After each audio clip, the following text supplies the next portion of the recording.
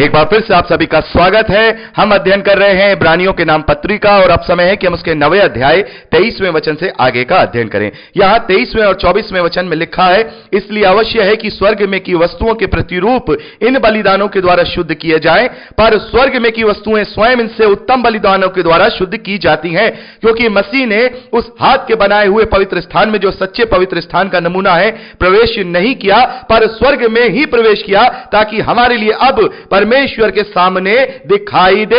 Hallelujah. यहां पर लेखक कह रहे हैं कि जब स्वर्ग की वस्तुओं के प्रतिरूप, यानी कि जो स्वर्ग में जो वेदी है उसका जो प्रतिरूप है, यहां इस धरती पर जो तंबू है उसकी वस्तुओं का बलिदानों के द्वारा शुद्ध किया जाता है। तो जो स्वर्ग में की जो वस्तुएं हैं, जो स्वर्ग में की असली वस्तुएं हैं, उनका उत्तम बलिदानों से उन्हें शुद्ध किया जाता है। तो प्रभु यीशु मसीह यहां पर हाथ के बनाए हुए पवित्र स्थान में, जो कि तंबू या मंदिर है, उसमें प्रवेश नहीं करता है, ना ही उसमें उसने प्रवेश किया, बल्कि जो सच्चा पवित्र स्थान है, जो सच्चा पवित्र स्थान है जो स्वर्ग में है, वहां पर उसने प्रवेश किया। मेरे प्यारे भाई बहनों, यहां पर लिखा है जो सच्चे पवित्र स्थान का नमूना है उसमें प्रवेश नहीं किया, यानी कि यहां जो मंदिर था, यहां जो वेदी थी, यहां जो तंबू था, वो उस असली स्वर्ग के वेदी और स्वर्ग के वस्तुओं का प्रतिबिंब था, उसका नमूना था। और असली वस्तु, असली वेदी, असली जो परमेश्वर का जो वहां मंदिर है, वो स्वर्ग में है।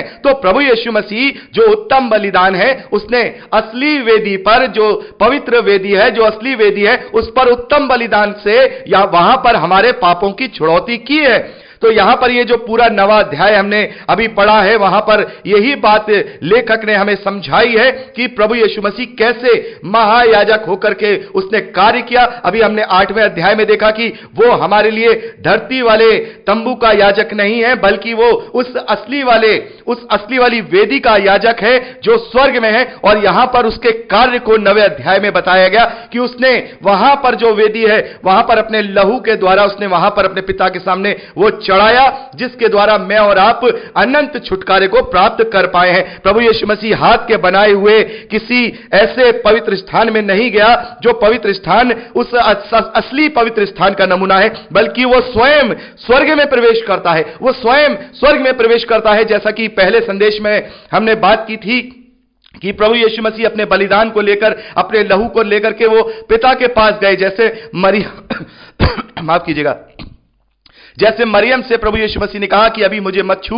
अभी मैं पिता के पास नहीं गया हूं, अभी पिता के पास मैं ऊपर नहीं गया हूं। तो वहां पर प्रभु यीशु मसीह अपने बलिदान को चढ़ाने अपने पिता के पास जाते हैं, महायाजक बनके अपने लहू के द्वारा उन स्वर्गीय वस्तुओं को शुद्ध करते हैं। वहां पर बलिदान चढ़ाकर वो एक ही बार में हमारे लिए अनंत छुटकारे को प्राप्त करते हैं, महायाजक बनके। तो यहां पर 9वें अध्याय में हमने यही बात को पढ़ा कि कैसे प्रभु यीशु मसीह की मृत्यु के द्वारा, उसके लहू के द्वारा हमारे पापों का छुटकारा है। मेरे प्यारे भाई बहनों, हम में से बहुत सारे मसीह विश्वासी भाई बहन ये जानना चाहते थे, ये जानना चाहते हैं कि कैसे लहू के द्वारा वाचा बंधी, कैसे लहू के द्वारा हमारे पापों की क्षमा हुई, कैसे वो हमारा महायाजक है, कैसे उसने अपने लहू के द्वारा हमें अनंत जीवन के लिए छुटकारा दिया है। तो यहां इब्रानियों की पत्री में इन सारे सवालों के जवाब हमें मिल जाते हैं कि कैसे उसकी मृत्यु का होना जरूरी था। अभी हमने देखा कि नई वाचा के लिए उसकी मृत्यु को समझ लेना भी हमें बहुत जरूरी था। जैसे पुरानी वाचा जो बांधी गई है, वो बिना बछड़ों और बकरों के लहू के नहीं बांधी गई, वो भी लहू के द्वारा ही बांधी गई।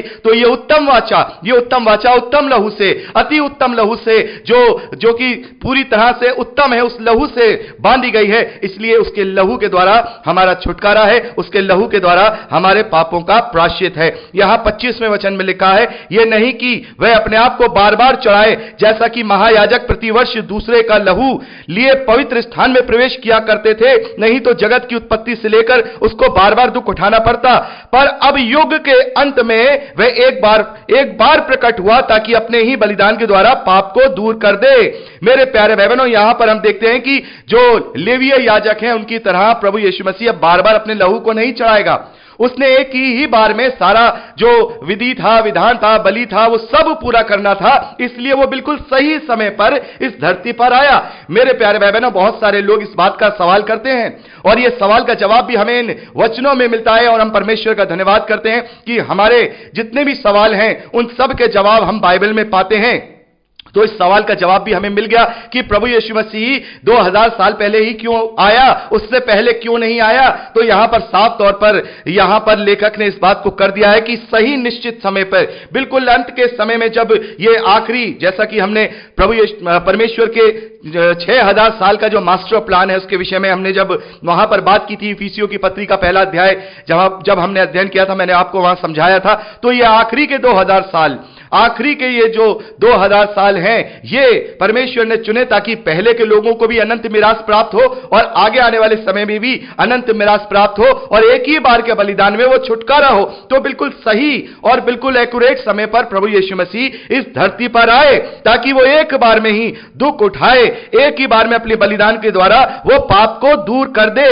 और जैसे मनुष्यों के लिए 27वें वचन में, और जैसे मनुष्यों के लिए एक बार मरना और एक बार उसके बाद न्याय का होना नियुक्त है, वैसे ही मसीह भी बहुतों के पापों को उठा लेने के लिए एक बार बलिदान हुआ और जो लोग उसकी बाट जोते हैं उनके उद्धार के लिए दूसरी बार बिना पाप उठाए हुए दिखाई देगा। तो यहां पर इस बात को लेखक ने क्लियर कर दिया है कि जैसे मनुष्यों के लिए एक बार मरना है और उसके बाद एक बार ही उसका न्याय होना है, वैसे ही प्रभु यीशु मसीह भी बहुतों के पाप उठाने के लिए एक ही बार बलिदान हुआ।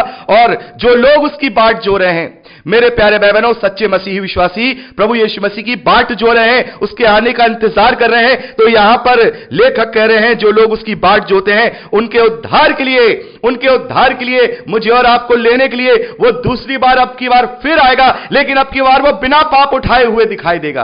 अब वो न्याय के लिए आएगा, अब वो न्याय के लिए आएगा, अब वो बार बार हमारे लिए बलिदान होने नहीं आएगा। मेरे प्यारे भाई बहनों, इस वचन को लेकर के बहुत सारे जो झूठे मसीह हैं, जो अपने आप को झूठा मसीह क्लेम करते हैं, वो कहते हैं देखिए इस बार जो मसीह आएगा वो बिना पाप उठाए आएगा, यानी कि वो सामान्य मनुष्य में आएगा। लेकिन यहां पर जो लेखक हैं उनके कहने का मतलब यह है कि अब जब वो आएगा तो महिमा में आएगा, सामर्थ्य में आएगा। अब वो हमारे लिए बलिदान होने नहीं आएगा, बल्कि न्याय के सिंहासन पर विराजमान होने के लिए आएगा और 1000 साल के राज्य के लिए आएगा, शैतान को अपनी एड़ी से कुचलने के लिए आएगा, शैतान को हराने के लिए आएगा, मृत्यु पर जयवंत होने के लिए आएगा, मुझे और आपको अपने साथ बादलों पे उठाने के लिए आएगा।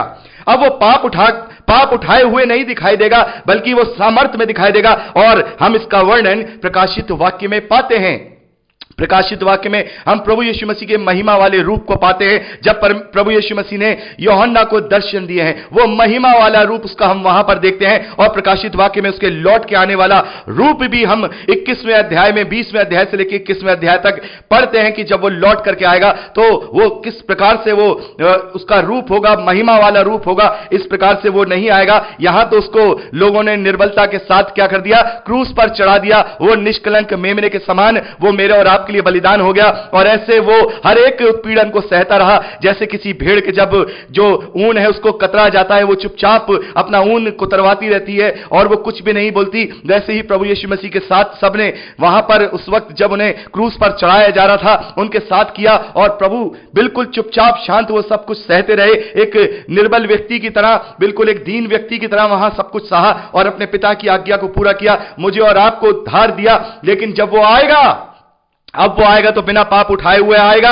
महिमा में आएगा, सामर्थ्य में आएगा, शैतान को उसके अंजाम तक पहुंचाने आएगा, मुझे और आपको लेने आएगा, मेरे और आपके न्याय के लिए आएगा और हमें वो प्रतिफल देने आएगा। क्योंकि प्रभु यीशु मसीह कहते हैं, प्रकाशित वाक्य में लिखा है, देख मैं शीघ्र आने वाला हूं, देख मैं शीघ्र आने वाला हूं और हर एक के कामों का प्रतिफल मेरे पास है। तो अब हमें वो प्रतिफल देने आने वाला है। जैसे पौलुस कहते हैं कि वो मुझे धर्म का मुकुट देगा, वो धर्मी है, वो न्याय है और मुझे ही नहीं, वो सभी को, उन सभी को वो धर्म का मुकुट देगा जो लोग उसके आने के बाट जो रहे हैं, उसके आने को प्रिय जानते हैं। तो मेरे प्यारे भाई बहनों, परमेश्वर का कोटि कोटि धन्यवाद है कि हमें इस 8वें और 9वें अध्याय से हमें बहुत सारे सवालों के जवाब मिले हैं। हमने अपनी आत्मिक उन्नति को और भी बढ़ाया है और हम प्रार्थना करते हैं कि प्रभु हम ऐसे ही प्रभु यीशु मसीह में जड़ पकड़ते हुए बढ़ते जाएं और जैसे हम सिखाए जा रहे हैं, जैसे हम सीख रहे हैं, वैसे ही सीखते हुए अपने विश्वास में दृढ़ होते जाएं, ताकि हम उस अनंत मिरास के अधिकारी बने रहें,